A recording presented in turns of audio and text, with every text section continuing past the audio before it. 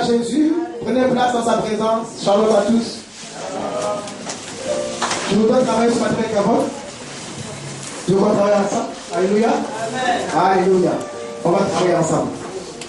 Gloire à Jésus. Qui aime sa présence.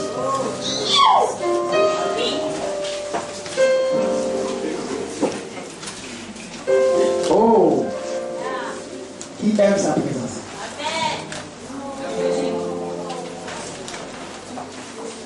Alléluia. Amen. Alors ce matin, je n'ai pas juste à prêcher, ce n'est pas une prédication, c'est une exhortation que le Saint-Esprit a mis sur mon cœur et je voudrais qu'ensemble on puisse écouter. Alléluia. Alléluia. Le thème de cette invitation, c'est le temps. Le temps. C'est sûr que quelqu'un qui est cassé dit, ah, il passait trop le temps. Ils ont fait sur le temps, ils ont fait sur le temps. Alléluia. Le temps. On a vu il y a quelques dimanches en arrière sur le temps, notamment les deux dimensions du temps en grec, chronos et kairos. Alléluia. On avait dit que chronos c'est la succession des jours, des heures, des mois, de l'année, ainsi de suite. Et kairos c'était l'ensemble des événements qui pourraient se produire avec quelqu'un. Alléluia. Mais le Saint-Esprit m'a donné ces paroles et il voudrait que je l'apporte dans une dimension de bénédiction. Au-delà du fait que le temps soit kairos, soit chronos, le temps est une bénédiction. Alléluia. Le temps est une bénédiction. Dis à ton voisin, le temps est une bénédiction. Ecclésias a dit long par rapport au temps. Il est dans Ecclésias chapitre 3 au verset 1. Qui connaît la parole de Dieu? Ecclésias 3 verset 1 qui dit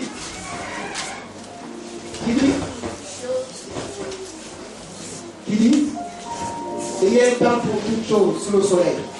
Il y a un temps pour toutes choses. Alléluia. Il y a un temps pour toutes choses sous le soleil. Alléluia. Je suis d'accord avec tout le monde qui pense que nous naissons tous égaux. Nous naissons tous en champion. Pourquoi? Parce que celui qui nous a créé les choses champions. Alléluia. Dieu ne veut pas de photocopie. Dieu ne trompe pas. La création révèle le Créateur. Alléluia.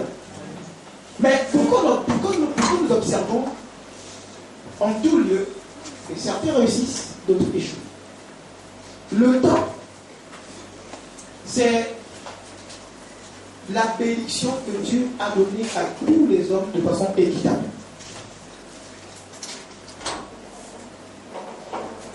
Alléluia.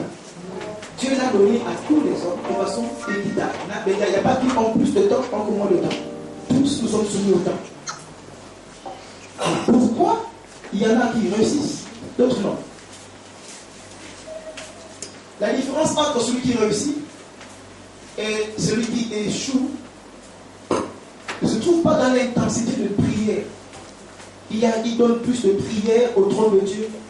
Il jeûne beaucoup. Non. Alléluia.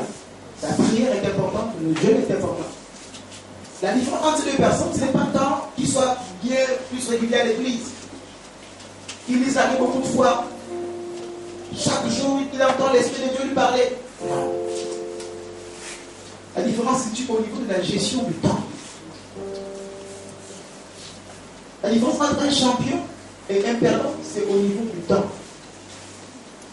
De l'investissement que tu fais de ton temps. Comment vous expliquez que deux personnes, deux élèves sont assis sur un même tableau? Ils ont les mêmes cahiers, les mêmes stylos, les mêmes professeurs. Il y en a qui ont réussi, d'autres ont échoué. Le temps. Qu'est-ce que tu fais de ton temps? Alléluia. Qu'est-ce que tu fais de ton temps? Le temps est une bénédiction. Le temps est une grâce. Le temps est une richesse. gérer ce temps. Par ce temps que nous avons la capacité soit de le raccourcir, soit de l'allonger. Quand tu fais la mauvaise gestion de ton temps, même si tu es chrétien, que Dieu ne peut pas te perdre, il raccourcit ta vie. Et lorsque tu investis ton temps pour des choses qui glorifient Dieu, tu es utile pour Dieu, tu rallonges tes jours. Et donc, en tant qu'enfant de Dieu, nous avons la reine, le champion. Nous avons des prédispositions à nous qui fait qu'on ne peut pas échouer. Mais la différence, c'est comment cultiver cette graine dans le temps. Alléluia. C'est vrai qu'on proclame que je suis la tête, jamais la tête. Ça, c'est tu es condamné. Cette parole est condamnée pour toi. Tu es la tête, jamais la queue. Tu es en haut, jamais en bas. C'est une vérité, c'est là, c'est dosé, c'est tranquille. Pour que cela se manifeste, Dieu te donne le temps. Lorsqu'on engage un nouveau joueur, un nouveau footballeur dans un club, lors de son premier match, il ne pourra pas très bien s'en sortir et il demande accorde-moi plus de temps. Pourquoi? Il va travailler. Alléluia. Il va travailler. Et vous voyez tous ceux qui ont réussi. Je ne sais pas du football parce que je ne suis pas fan du football. Regardez les footballeurs comment ils travaillent. Il y en a qui vont travailler plus qu'en entraînement. La différence se fait sur le terrain. On a tous le même temps. Mais lui, il investit en faisant plus. Et l'autre se limite à l'entraînement. La différence, c'est sur le terrain. Alléluia.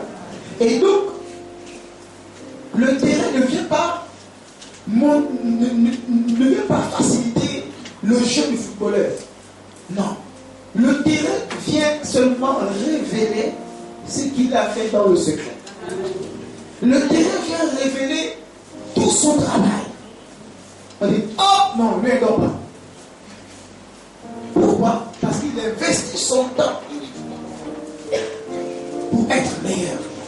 Il va te dire, sois meilleur. Non, il soit meilleur. Et la chose qui va faire en sorte qu'il soit meilleur, c'est le temps. Comment est-ce que tu investis ton temps? Qu'est-ce que tu fais avec le temps que Dieu t'a donné?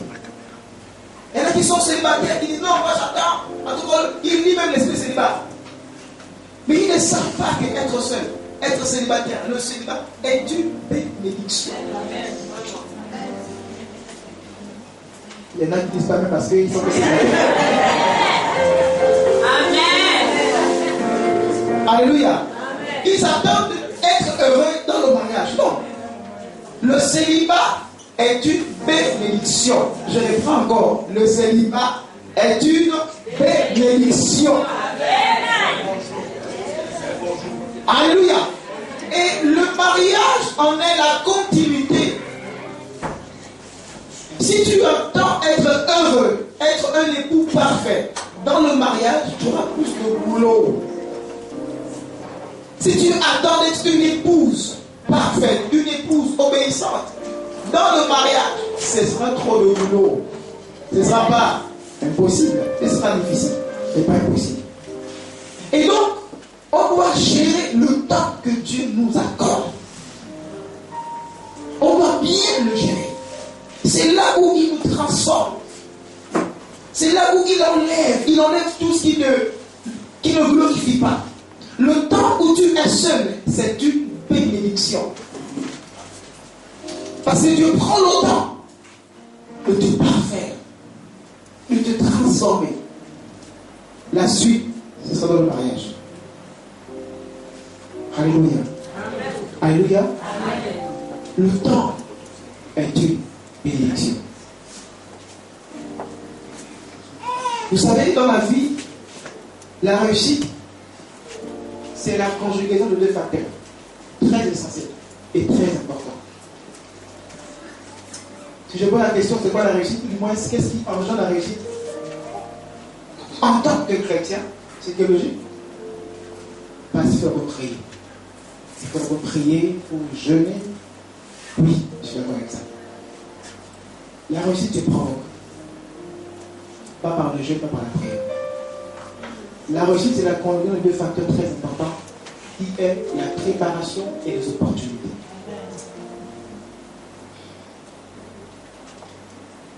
Il y a un frère qui m'a expliqué une histoire. Il dit, oh, mais parce que moi, tu fais, mais en fait, il y a mon oncle, mon Dieu, il a eu 50 millions. Mais aujourd'hui, mon Dieu, il manque 100 ans. Mais ça, c'est la malédiction. Je dis non. Mais parce qu'il dit, mais comment ça? Parce que ça, c'est la malédiction. C'est pas la malédiction. Parce qu'il ne s'est jamais préparé à recevoir 50 millions. Si on vous donne 50 millions, que vous n'êtes jamais préparé à les recevoir, à les bénéficier, je vous donne 6 mois. Vous revenez au statu quo. Vous revenez au départ. Parce que la préparation provoque des opportunités. Qu'est-ce que tu fais de ton temps? Le temps où tu es seul, le temps où tu es en stand-by, qu'est-ce que tu fais de ce temps? Il y en a qui ont arrêté de rêver parce qu'ils n'ont pas d'argent. Comment est-ce que le rêve peut t'empêcher de rêver? C'est vrai qu'on lit le diable, on lit beaucoup de choses.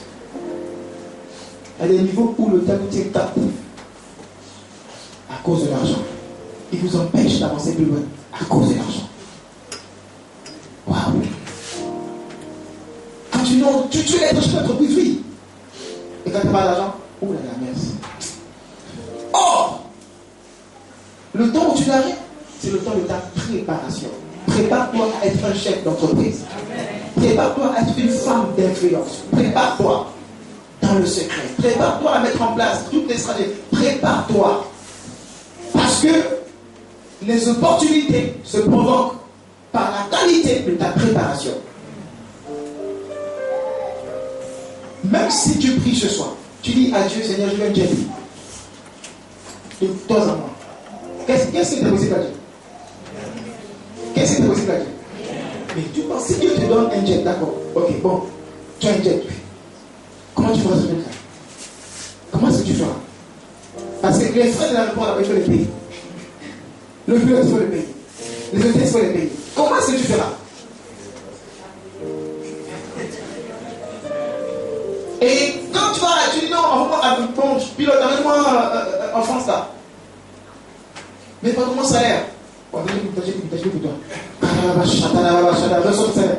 Non. Alléluia. Non, la foi, ce n'est pas la folie.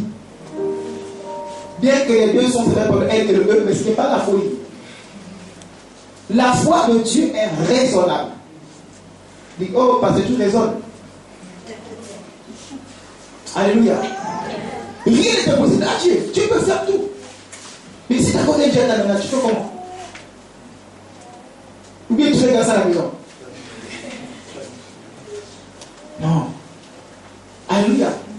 Voici pourquoi, en fait, lorsque Jean dit que vous priez, vous ne recevez pas. Parce que vous priez mal.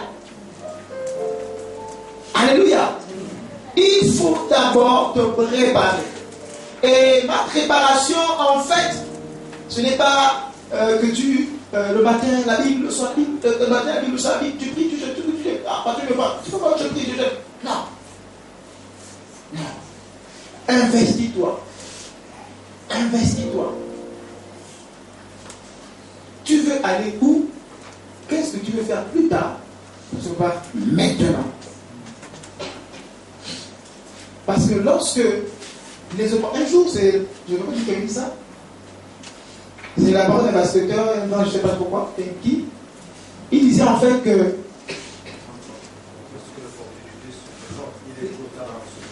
Alléluia. Lorsque les opportunités se présentent, il est trop tard pour se préparer. Il est trop tard. Tu vas jouir un semblant de bonheur, mais tu ne vas pas demeurer dans le bonheur. Or, Dieu veut que tu demeures. Parce déclaration, il déclare quoi? Il dit que c'est la bénédiction de Dieu qui enrichit et elle ne se fait suivre d'aucun. Donc quand Dieu te bénit, il ne veut pas seulement que tu arrives au sommet, lui, il veut que tu demeures au sommet. Alléluia. Voici pourquoi ne cherche pas d'abord les opportunités. Non. Ne cherche pas. Cherche à savoir comment est-ce qu'on demeure dans le succès. Cherche à savoir. Prépare-toi pour vivre dans le succès. Prépare-toi à vivre dans le succès. Prépare-toi à vivre dans la bénédiction de l'Éternel. Et ça, c'est une préparation. Alléluia. Amen. Alléluia. Amen. Le temps est une bénédiction. Et il faut qu'on l'investisse, il faut qu'on le mette à profit. Alors, parce que moi, je veux être un chef d'entreprise. C'est très bien.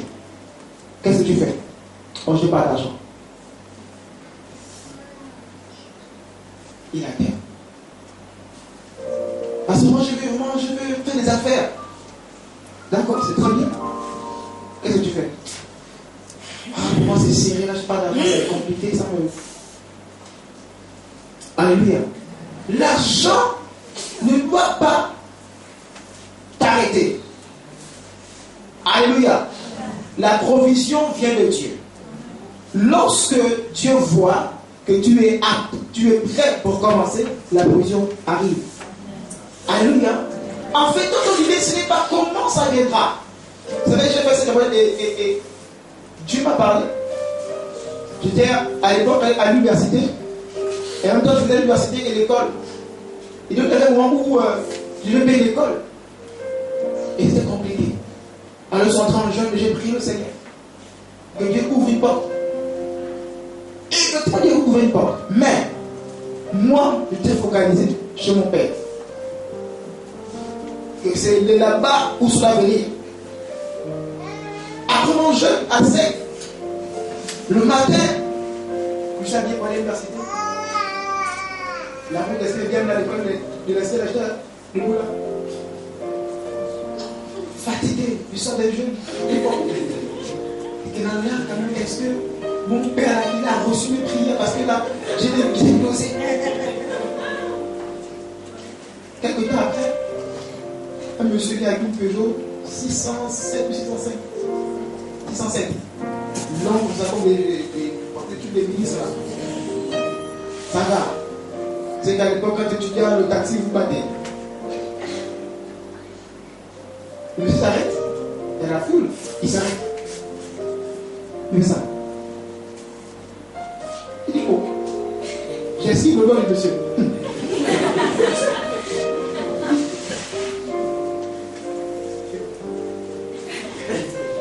Il dit, oui, j'ai demandé beaucoup là. Oh, je te prends la voiture. Un personne est là. Encore une fois.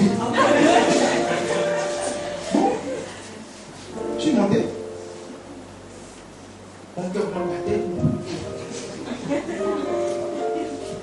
Et le silence. Ce qu'on disait maintenant. Je dis, il n'est même pas beaucoup. Je connaissais pas. Donc, et puis le silence. J'ai brisé pour le silence. Je vous le connaissez? Il dit non. Mais pourquoi me payer? Je ne sais pas. Alors, tu me connais deux. Mon cœur, à vous porter. Ça est là. C'est mon je dis, mais non. Je vais créer le besoin dans le cœur de cet homme-là. Il dit, non, il y a forcément quelque chose, monsieur. Si on avait pris là, on était beaucoup là, forcément Dieu veut que je fasse quelque chose dans notre vie. Ah bon? Ah, je ne sais pas. Monsieur qui est battu là. Je dis non, monsieur, il y a quand même. Donc il y a quand même. Est-ce que vous ne voyez pas ça? Il y a quand même une opportunité, il y a quelque chose qu'il veut faire, il y a quelque chose. C'est pas qui. Je sais qu'il veut faire quelque chose, mais je ne sais pas. Je me suis arrêté pour te prendre, je ne sais pas.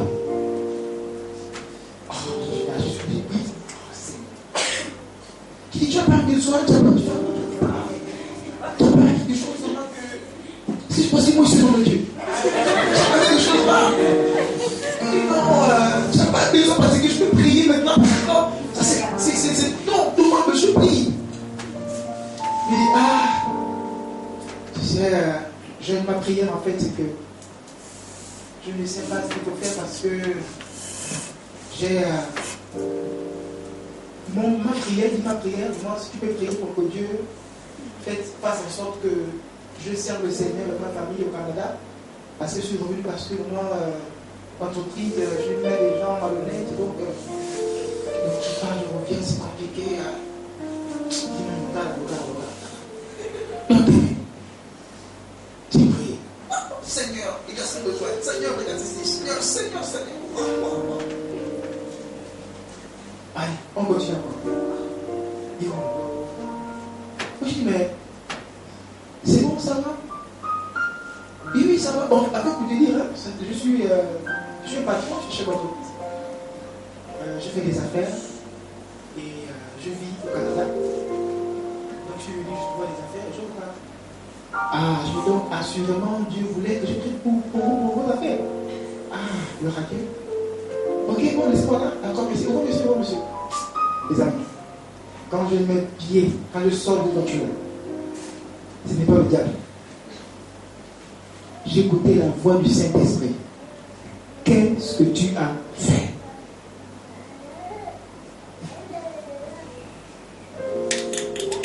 Quand il dit ça, qu'est-ce que tu as fait? Je l'avais comme ça.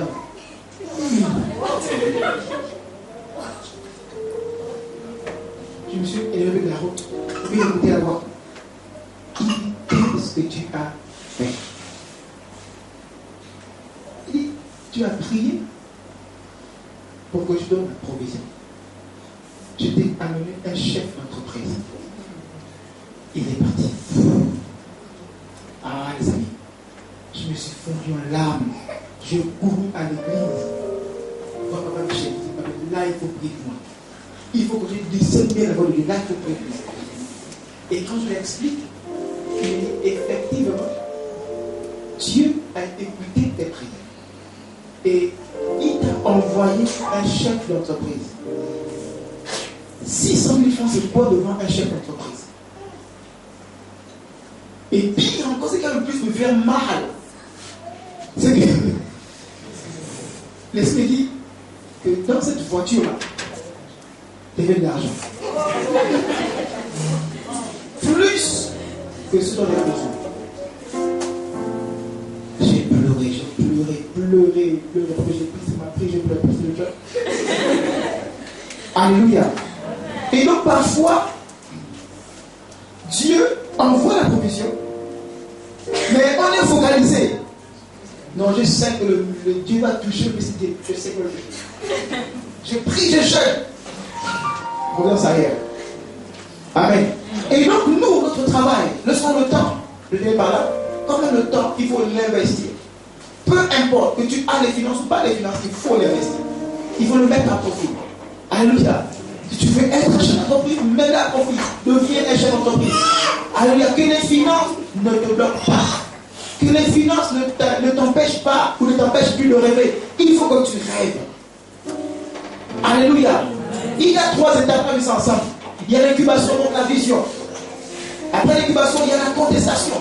Quand c'est du qui arrive, c'est compliqué, on veut lâcher. Non. Ce que tu n'as pas ne doit pas être un frein pour toi pour aller là où tu veux être. Parce que si tu n'as pas ça présentement, c'est que ce n'est pas encore le moment. Alors tu dois mettre les choses en place. Ce n'est pas encore le moment. Les finances arrivent toujours au bon moment. Dieu n'est jamais en retard. Les finances arrivent au bon moment. Mais beaucoup d'entre vous, vous avez des projets, des grandes ambitions. Vous êtes arrêtés parce qu'il n'y a pas d'argent. C'est en fait une stratégie du diable, vous voyez. Alléluia. Non. Il faut penser, il faut rêver, il faut imaginer. Mettez les choses en place. Laissez les finances là où c'est cette chose. Quand vous aurez terminé, les finances viendront à vous. Et donc, il nous faut investir sur notre temps. Que ce que nous n'avons pas ne doit pas être pris comme un frein. Non. On doit foncer. Alléluia. On doit foncer. La crise qu'on appelle aujourd'hui la crise actuelle, la crise, c'est dans la bouche de tous les jours. Oh, la crise. On se dit nous-mêmes. Alléluia. Nous sommes à Goshen. Et Goshen, même si les gens étaient frappés, Goshen est préservé. Et donc tu dois avoir le même langage. Si tu as le même langage que ceux de l'Égypte, donc tu n'es pas digné d'être à Goshen. Alléluia. Tu n'es pas digné d'être à Goshen. À Goshen, mais c'est pour voyer. À Goshen, il prend soin de son peuple. À Goshen, même si le vent d'Égypte a beaucoup c'est bombardé, Goshen est préservé. Amen. Même si l'Égypte est renversée, Goshen est préservé. Et donc, si tu es à Goshen, tu dois avoir une autre mentalité. Tu dois avoir la mentalité de Goshen. Parce que à Goshen, même si le voisin de l'Égypte, il est frappé par les maladies, il est frappé par le manque, mais à Goshen, j'ai l'assurance que mon pourvoyeur est mon pourvoyeur. Amen. Alléluia. Alors ce matin, je vous dis que rien ne vous arrêter. N'empruntez pas le même langage que ceux du monde. Vous êtes à Goshen. Alléluia. Que le mot crise sorte maintenant votre bouche au nom de Jésus. Amen. Alléluia. Amen. Peu importe ce que tu as envie de faire pour Dieu, pour toi, pour ton vie, que rien ne t'arrête. Alléluia. Amen. Et une dernière clé, c'est là qu'il a réussi. Ça marche partout, dans les affaires, dans la vie, partout. Dernière clé. Lorsque je parle de préparation, je dis que la réussite était deux facteurs.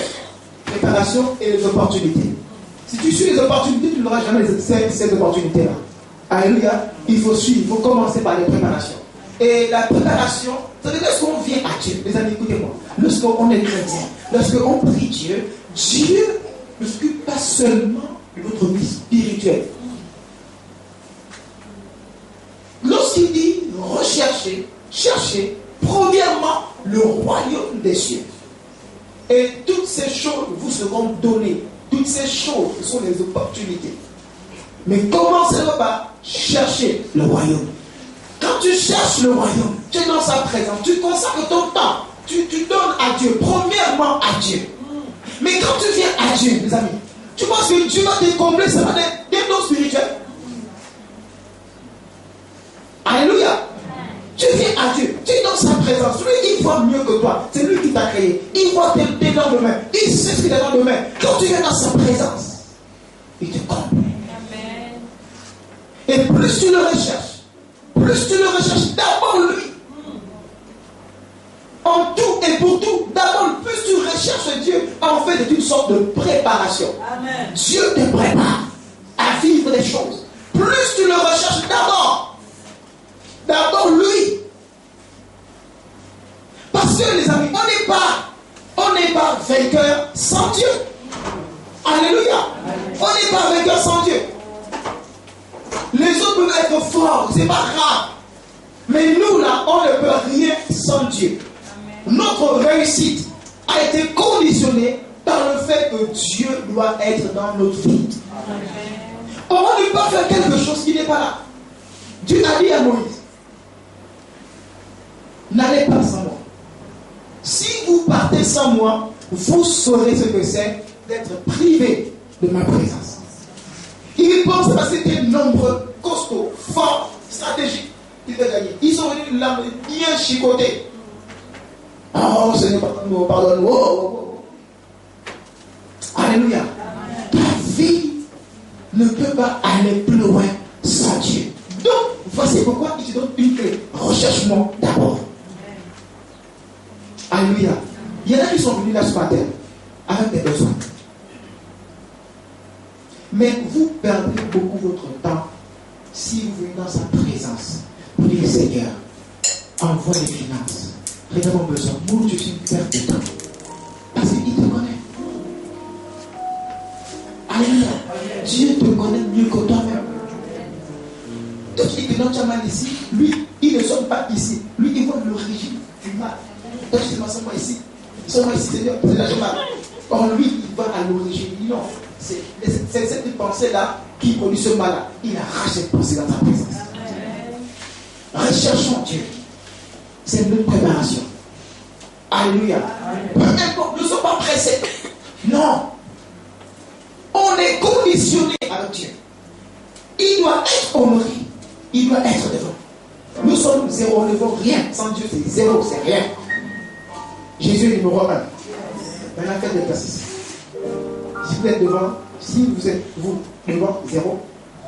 Et Jésus numéro 1, vous êtes derrière vous. Vous avez quoi? Nous, c'est zéro. On est devant Jésus. Jésus est derrière. Jésus est numéro 1 derrière. Nous, le zéro devant. Regardez, zéro. Oui, c'est moi, le zéro. Oui, c'est moi, le zéro. C'est moi. Faites attention, d'accord? Ça fait? Ça fait? 0, ça fait 1. N'est-ce pas? Bon, maintenant, regardez seulement, regardez dans cette position-là, il vous donne la valeur. Mettez Christ devant, numéro 1, vous, 0, derrière. Donne quoi? Sans forcer. Donc, quand vous êtes Christ devant vous, déjà, je vais la valeur. Sans forcer. Vous devenez, vous passez de 0 à 10. Alléluia. Donnons à Dieu sa première place en tout et pour tout, et ça marche. Amen. Dieu ne se contente pas seulement quand tu viens à l'église, que tu donnes, que tu pries, ah Seigneur, il dit ça, prie encore plus, donc là, prie encore plus, tu lui dis, prends encore plus d'options. Non, quand tu viens, la présence de Dieu, c'est comme une table chirurgicale. Quand tu rentres, lui, il s'occupe de toi. Il enlève toutes les parties. Il t'opère. Donc, chaque fois qu'on rentre dans la présence de Dieu, il fait des opérations. Il enlève tout ce qu'il dit. Moi, c'est pourquoi le raccourci, ne demandez pas autre chose. Le raccourci, priez. Adorez Dieu. Adorez Dieu. C'est une atmosphère, les amis. Quand Dieu est là, adorez simplement. Adorez le Seigneur. À la maison, bon, vous faites, oh Seigneur, ceci, oui, mais quand vous allez à l'église, adorez Dieu. Oubliez les soucis, oubliez les problèmes, oubliez ça. Dieu en est conscient. Vous voyez à quel point ça fait lorsque vous adorez Dieu et que vous n'avez rien à manger à la maison, vous n'avez pas d'argent, vous êtes dans les problèmes, et vous venez, vous adorez Dieu pendant ce temps, 2 heures, vous adorez Dieu. Waouh! Et Dieu en était sensible. Vous êtes sûr que le Dieu que nous prions va rester sensible. Il va te faire retourner avec ta maladie. Il va te faire retourner avec tes problèmes. Vous êtes sûr que ce même que nous parlons? Non. Alléluia. Est-ce qu'on peut se lever?